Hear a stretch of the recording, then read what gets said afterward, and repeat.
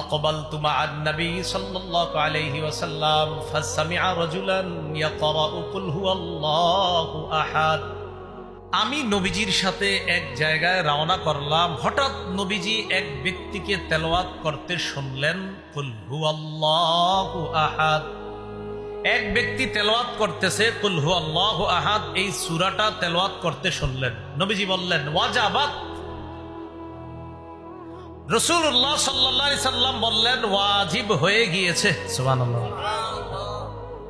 আবু হুরায়রা রাদিয়াল্লাহু তাআলা আনহু বলেন কুলতু মা ওয়াজাবাত ইয়া রাসূলুল্লাহ, ইয়া রাসূলুল্লাহ কি ওয়াজিব হয়েছে? কিছুই তো বুঝলাম না, আপনার কাছে বুঝতে চাই ওয়াজিব হয়েছে কি, ওয়াজিব হয়েছে বুঝলাম না। একজনের তেলাওয়াত শুনলেন, শোনার পর বললেন ওয়াজিব হয়ে গিয়েছে।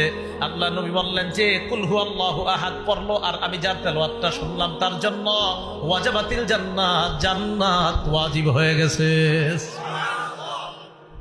কুল হুয়াল্লাহ শুধু কইরেন এমন না, বিশ্বাস করুন। বলেন কুল হুয়াল্লাহ কার পরিচয়? কুল হুয়াল্লাহ কার গুণাবলী বর্ণনা? এই বিশ্বাস নিয়ে পড়বেন। রাসূল বলেন তার জন্য জান্নাত ওয়াজিব হয়ে গেছে। তাহলে এক নাম্বার জানলাম কুল হুয়াল্লাহু আহাদ যে মহব্বত করে তাকে আল্লাহ মহব্বত করে।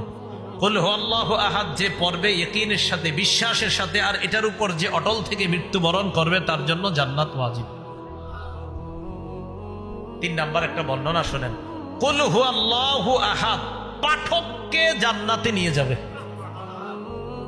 কুল হুয়াল্লাহু আহাদ এটার মহব্বত, মানে এটার আপনি ভালোবাসেন, এই ভালোবাসাটাই আপনাকে জান্নাতে নিয়ে যাবে।